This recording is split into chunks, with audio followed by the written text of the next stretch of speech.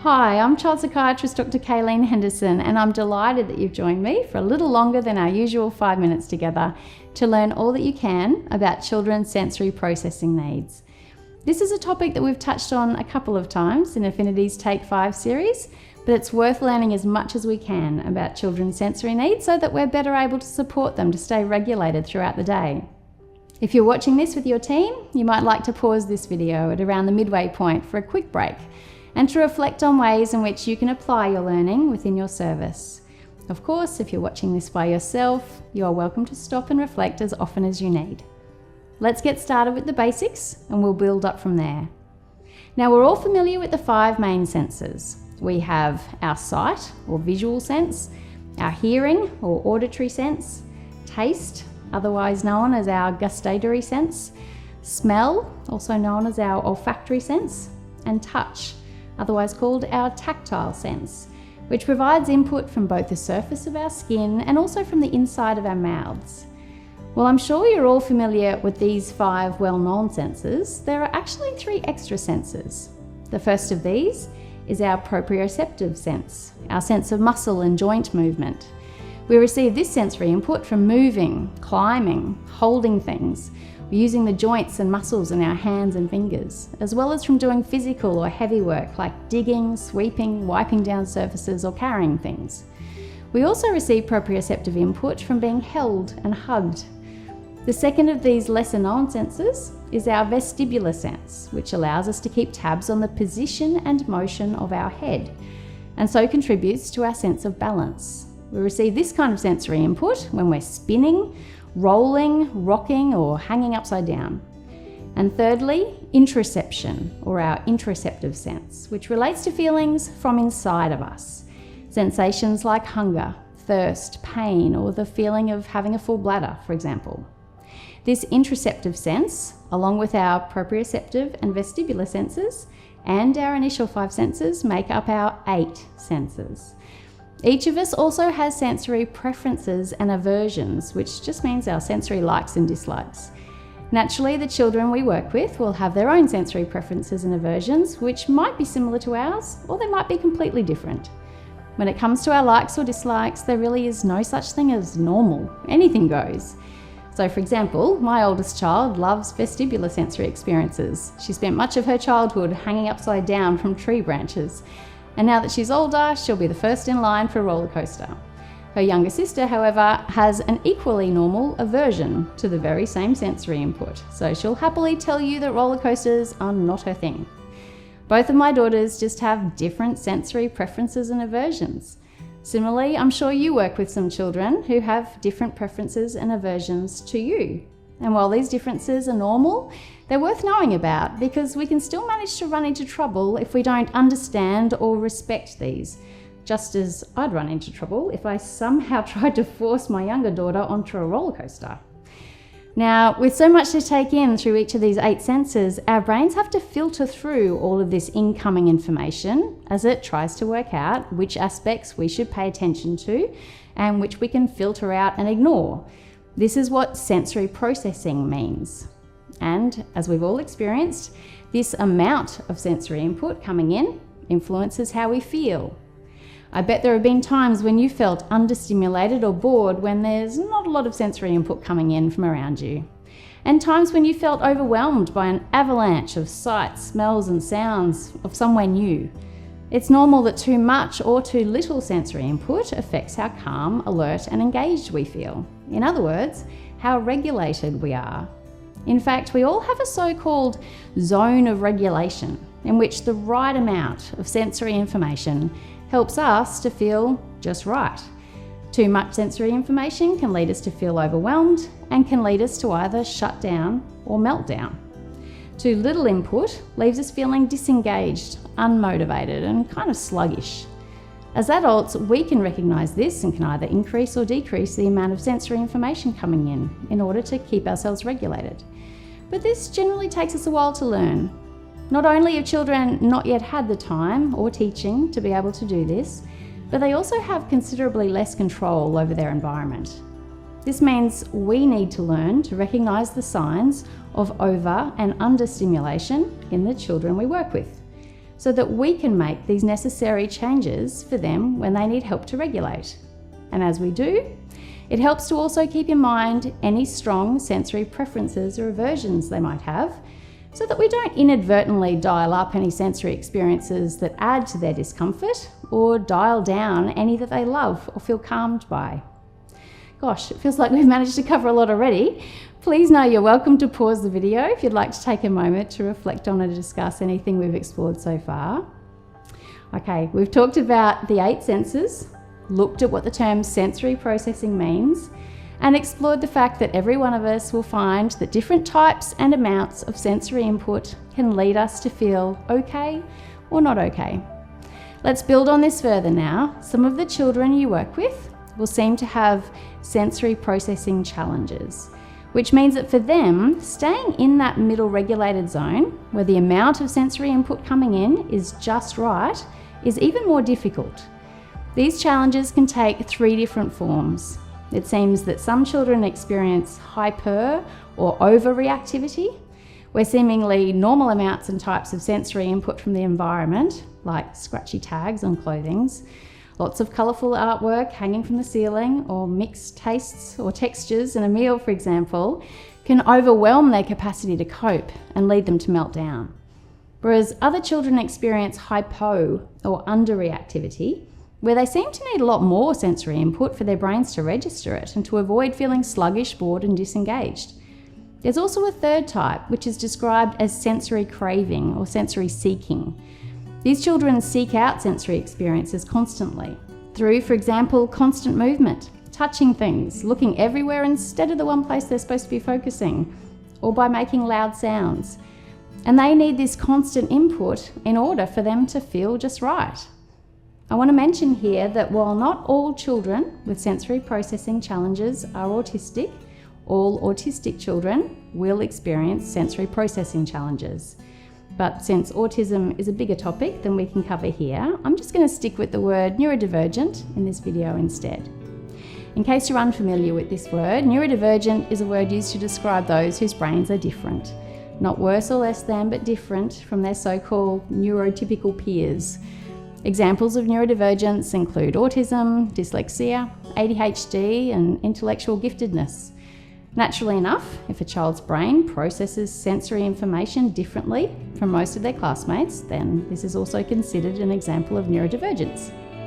Let's bring our focus back to sensory processing differences now though.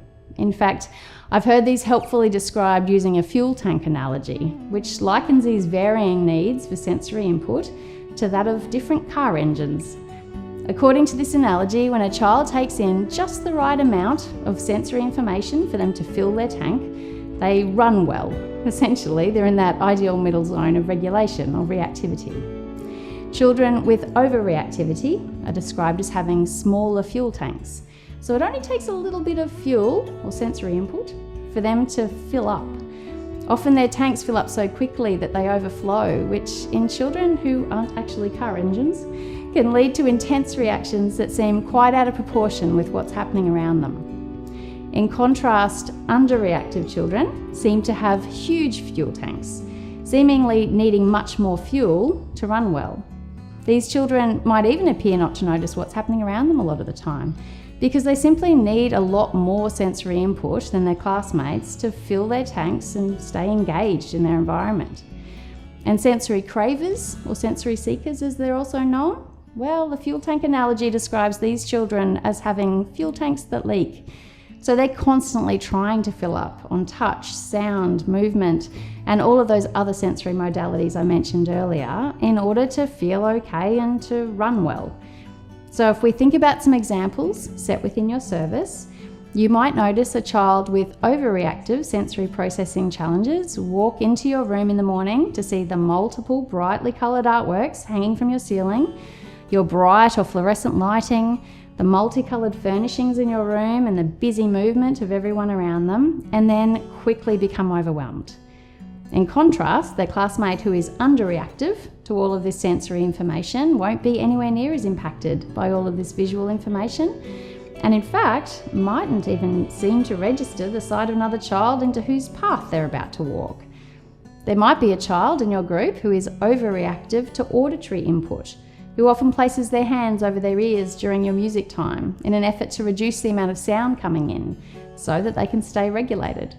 Or a young toddler who has a pattern of biting their peers because they're sensory craving, seeking out more proprioceptive input through the joints and muscles of their mouth and jaw.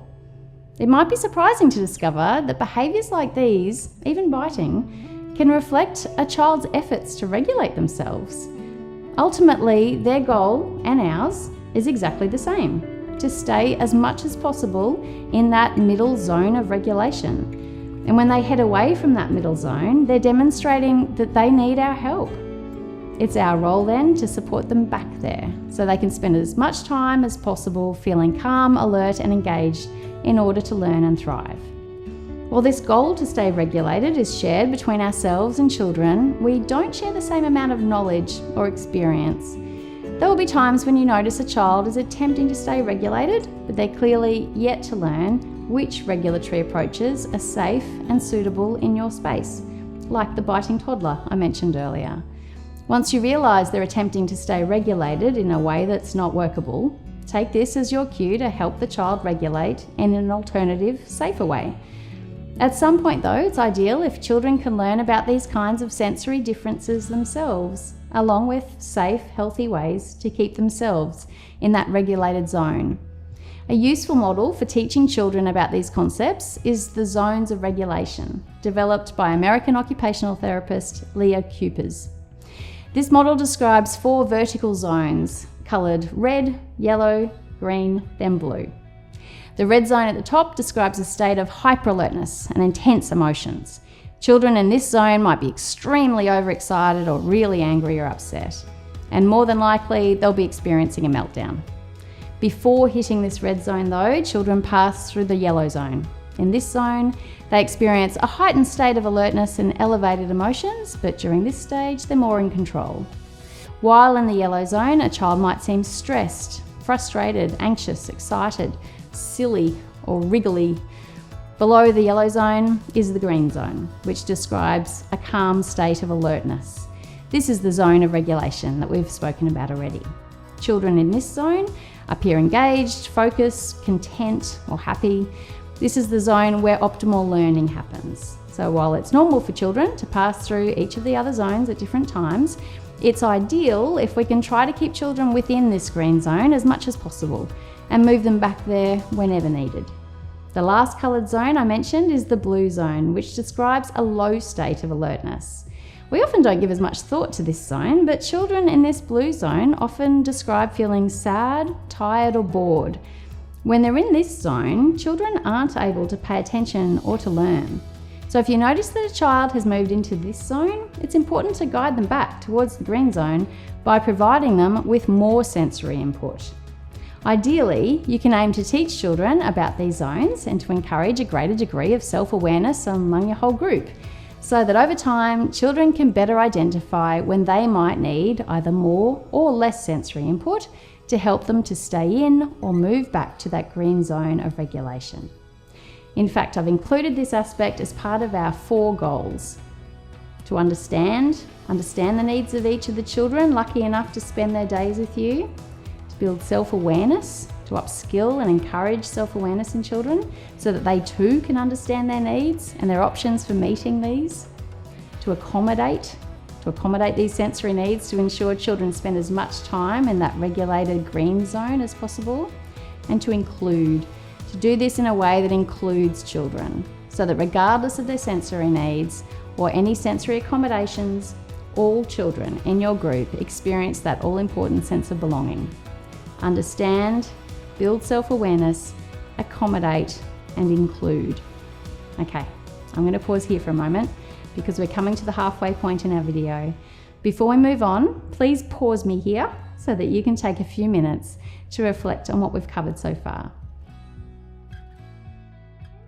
Welcome back.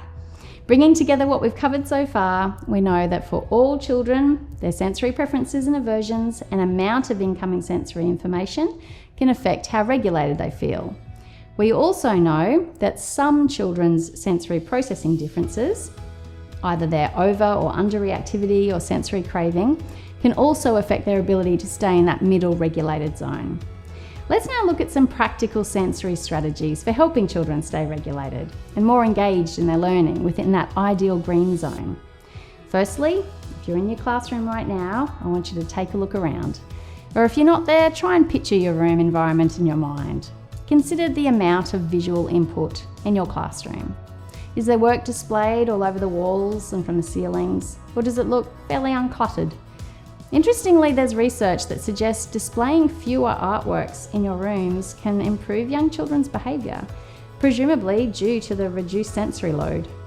With your own room in mind, how might your room be experienced by a child with visual overreactivity?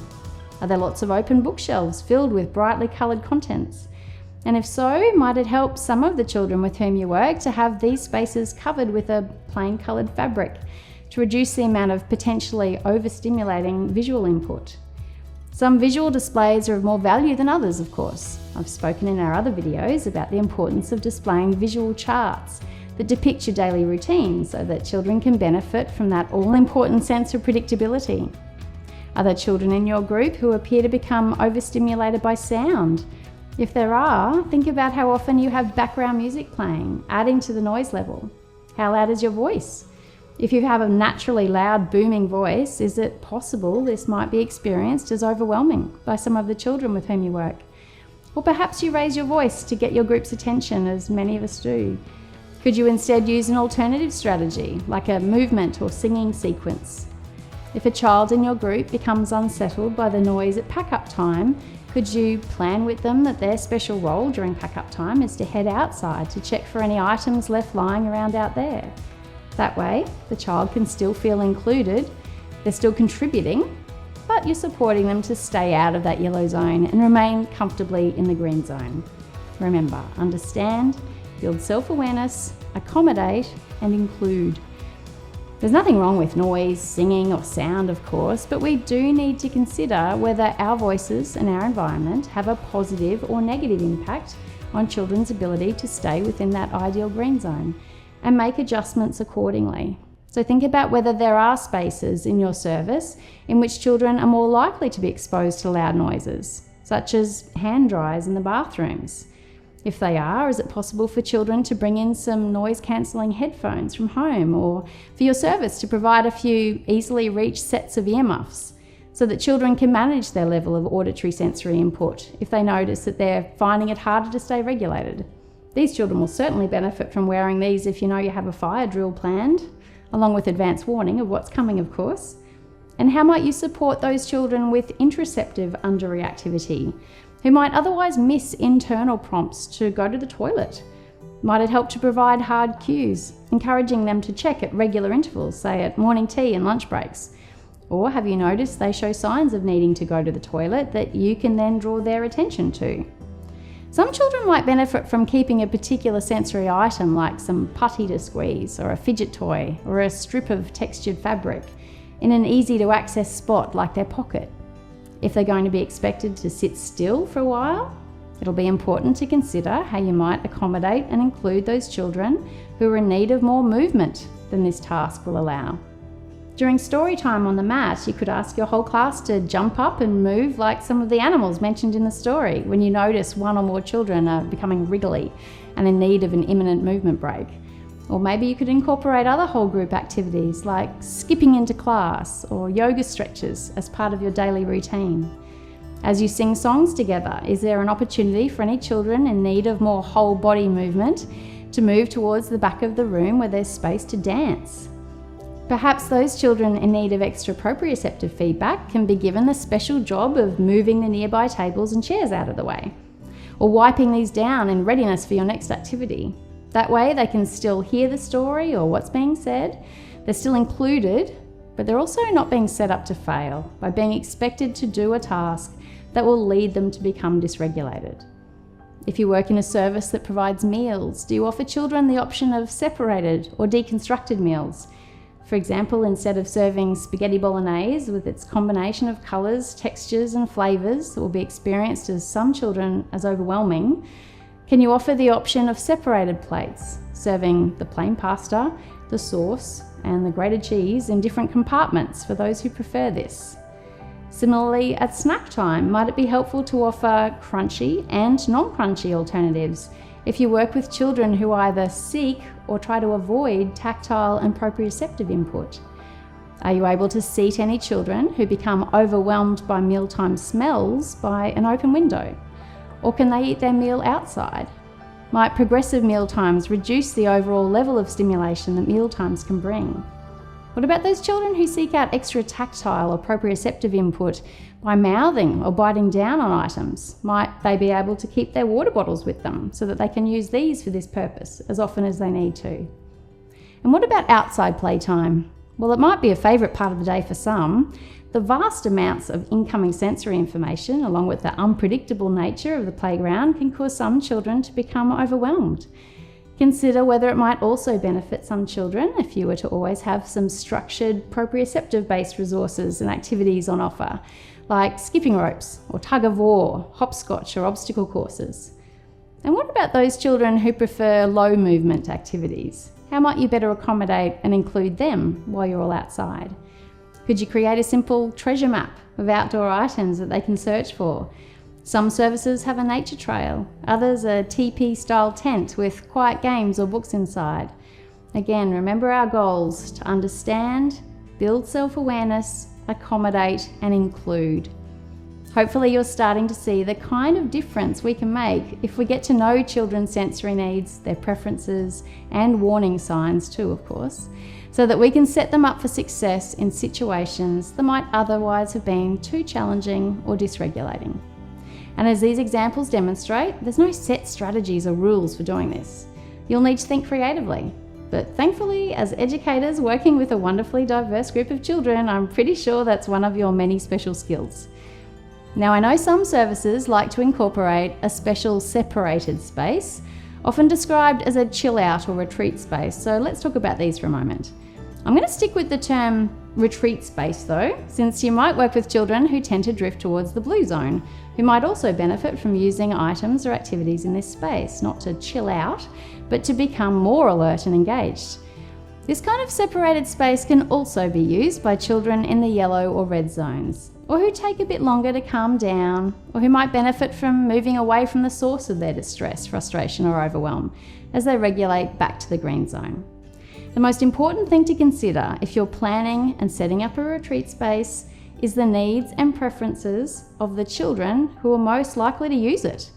For example, some children might benefit from listening to music or even white noise like rain sounds through a set of headphones. Others might find that movement rather than stillness helps them to feel better, in which case a mini trampoline or a large exercise ball to roll over, even a big beanbag to crash down on might be more useful. You might find yourself adding a small teepee-style tent in which children can hide away from overwhelming visual input, or large soft or sequin cushions, weighted blankets, spinning egg chairs, glitter jars, putty, bubble wrap, or scented oil diffusers. The options are really endless. Just remember to cater to the sensory needs and preferences of the children most likely to use the space. So this can serve as a regulatory space for all who need it.